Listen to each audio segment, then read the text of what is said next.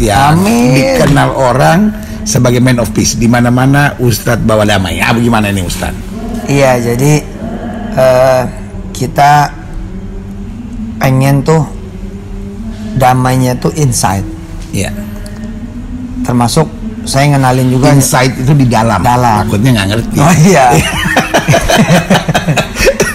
Jadi kalemnya inside. Iya.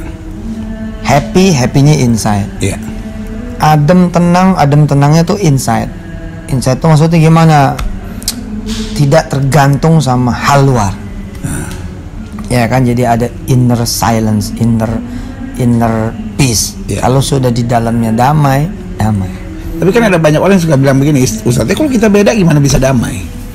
Ya nggak apa-apa, persoalannya kan bukan karena mereka, kita. Saya termasuk ngajarin diri saya supaya teman-teman juga bisa menjadi lebih hebat lagi untuk nyetel kuping.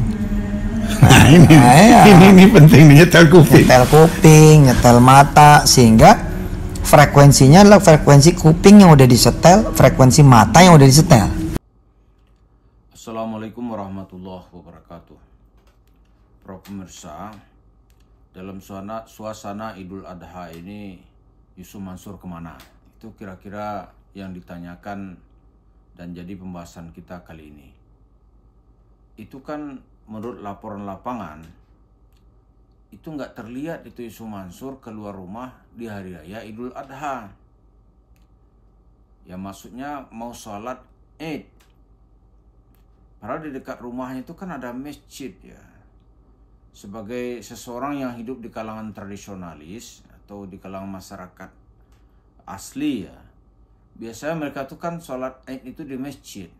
Nah kalau nggak muat nanti ada lapangan di masjid. Dekat rumah Yusuf Mansur kan ada masjid yang cukup besar itu. Katanya nggak ada tuh Yusuf Mansur gitu. Saya bilang mungkin dia itu nanti nyiapkan diri untuk nyembelih hewan kurban. Coba lihat hari Sabtunya. Sabtu juga nggak ada Yusuf Mansur. Kemana dia gitu? Kan sebagai seorang, ya dia kan membanggakan dirinya sebagai seorang Syekh Yusuf Mansur. Tokoh agama katanya dirinya. Idul Adha kok nggak bisa berani nongol gitu. Jadi dia sangat ketakutan gitu ya. Kalau dia nongol di masjidnya, di masjid dekat rumah itu tiba-tiba ada orang yang nagih hutang. Atau ada orang-orang yang minta supaya duitnya dikembalikan. Jadi dengan 250 jemaah masjid kota wisata di masjid ya di Darussalam itu, masjid kota wisata, masjid Darussalam di Cibubur itu yang jumlahnya 250 orang, yang dia garong duitnya dulu tuh lebih kurang 55 miliar. Oh dia ngeri itu.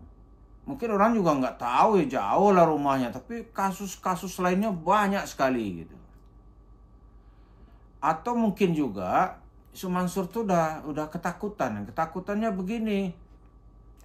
Kan di medsos sekarang ini rame itu.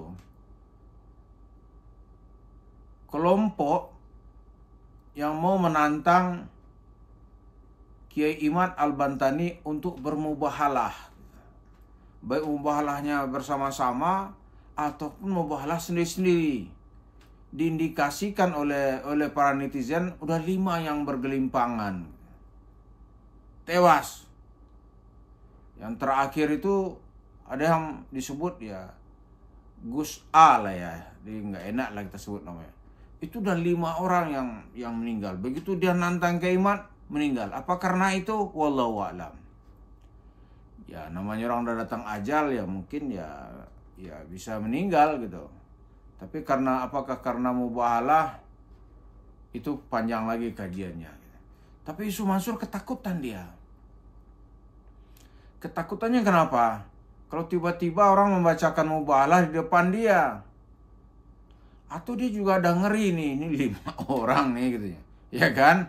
5 orang nih, jangan-jangan gue yang ketujuh ini. Ngeri dia.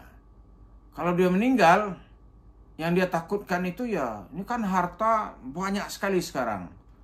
Itu duit triliunan tuh mau dikemanain? Mau dikemanain?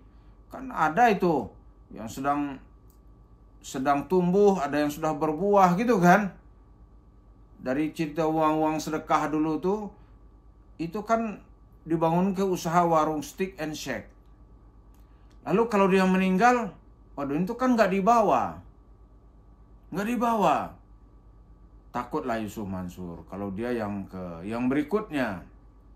Padahal ya kalau mati ya soal ajal itu kan urusan Allah. Selama rezeki seseorang masih ada, dalam hadis dalam kitab Syifa'ul Alil yang ditulis oleh Ibnul Qayyim Al-Jauzi, itu modal pertama gitu ya. Orang kalau masih ada rezekinya, dia belum akan mati. Terus kalau rezeki sudah habis, pasti dipanggil dicabut nyawanya oleh malaikat. Itu udah pasti itu. Sebelum langit dan bumi diciptakan, 50 tahun sebelum langit dan bumi diciptakan, takdir seseorang sudah ditulis.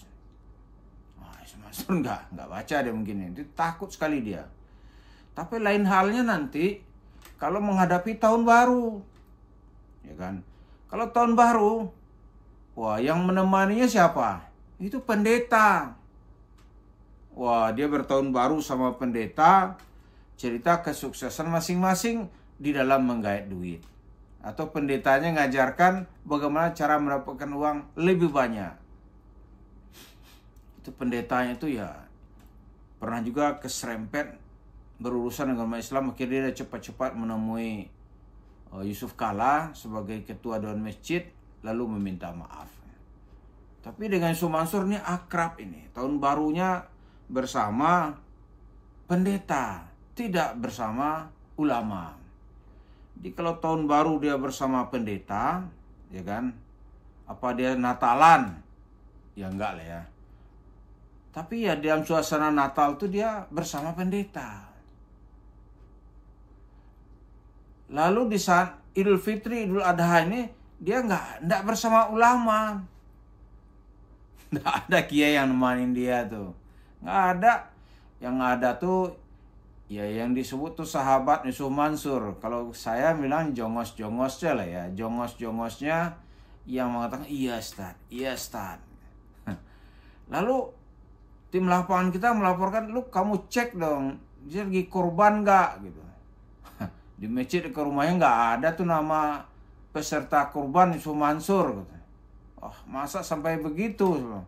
Jadi itulah suasana bagaimana Yusuf Mansur tuh telah dipenjara oleh sebuah ketakutan.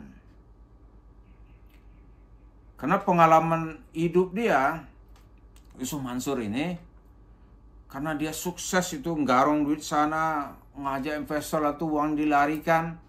Pernah itu seorang pangeran itu mengirim debt collector.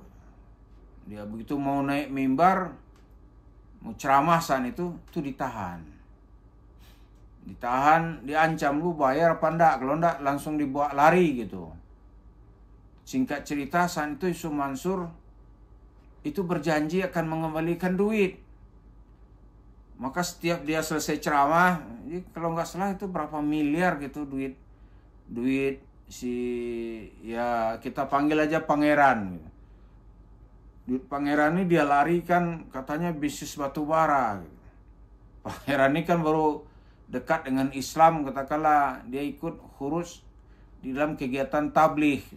Oleh orang baik-baik ini oleh Yusuf Mansur disikat ini. Akhirnya ngamuk dia kirim tuh debt collector, kalau nggak kembalikan, udah kamu pindah alam, kira-kira begitu. Takut Yusuf Mansur, iya kan? Akhirnya setiap dia ceramah saat itu, saya ceramah dan cerita nipu-nipu itulah, dapat 3 miliar, langsung diambil alih oleh debt collector yang diutus oleh sang pangeran ini. Besoknya dicatat jadwalmu mana gitu. Liatin, ditungguin lagi sampai selesai utangnya lunas. Enggak, kamu pindah alam gitu kan. Ditakutlah Yusuf Mansur. Jadi dia kalau mau ceramah tuh enggak mau tuh rutenya diketahui orang. Ngeri enggak? Itu dulu. Tapi sekarang sudah total lah ya. Dia itu di embargo atau kena embargo sosial. Ya kan? Dia keluar kalau nggak pakai pengawal, nggak berani dia. Atau dia ngumpet-ngumpet, duluan datang ke tempat itu. Dia nggak berani dia. Karena itu sekarang ketika di hari raya ini, kemana dia? Nggak ada yang tahu. Yang jelas dia tuh ketakutan karena yang menantang Kiai Imad itu kan banyak para kibin itu. Para kibin, ya kan? Dan kabib yang ceritanya cerita yang nggak masuk akal tentang Islam, telah merusak Islam dengan membangga-banggakan keluarganya, lalu memeras duit masyarakat ini. Nah, Yusuf Mansur sama karena dia satu gerbong dengan kelompok itu. Maka ketika orang banyak mencari, ya para kibin ini banyak bergelimpangan, para kabib ini mulai ketakutan. Dia mau tidak mau juga dalam satu sorotan juga ketakutan. Ya kalau dia meninggal juga ya warung steak itu yang mewarisi siapa? Ini akan terjadi pertempuran hukum yang panjang. Karena itu melibatkan ratusan duit masyarakat yang diselewengkan. Itulah sekarang yang berwujud warung steak and shake. Jadi itulah Allah mau mengazab di dunia, nanti juga azab di akhirat untuk memenuhi tuntutan dan menyelesaikan kasusnya dengan ratusan masyarakat yang dia dia tipu duitnya dengan label-label dan embel-embel sedekah, tabung tanah, ya Islam lah gitu. Itulah yang kita lihat apa yang dilakukan oleh Yusuf Mansur. Terima kasih. Assalamualaikum warahmatullahi wabarakatuh.